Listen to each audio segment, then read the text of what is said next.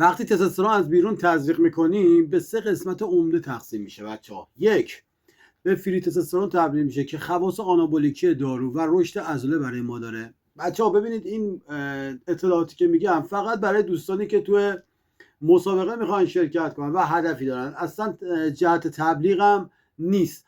2 تبدیل به DHT یا 5 آلفا ریدوکتاز میشه که ریزش مو و خواص آندروژنیکی دارو و بزرگشدن پروستات تو آقایون میشه. 3 استروژن بدن میبره بالا که همون آرماتیزه شدن دارو میشه که اگه استروژن بره بالا ژنیکوماستی، احتباس آب و چرب شدن بدن اینا رو به همراه داره و حتی گرگرفتگی تو خواب و خدمتتون از عرق کردن تو خواب اینا رو به همراه داره. حالا دوستانی که مستعد ریزش مو هستن میتونن از به صورت پیشتاز استفاده کنن و از آرماتاز ویتورال استفاده کنن. دوستانی که میل جنسی خیلی بالایی به صورت طبیعی دارن میتونن باز از آرماتاز ویتورال استفاده کنن که استروژنشون بالا نره و گرگرفتگی و فشار خون و اینا رو نداشته باشه.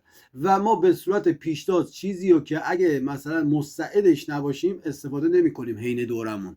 فیت باشید و موفق.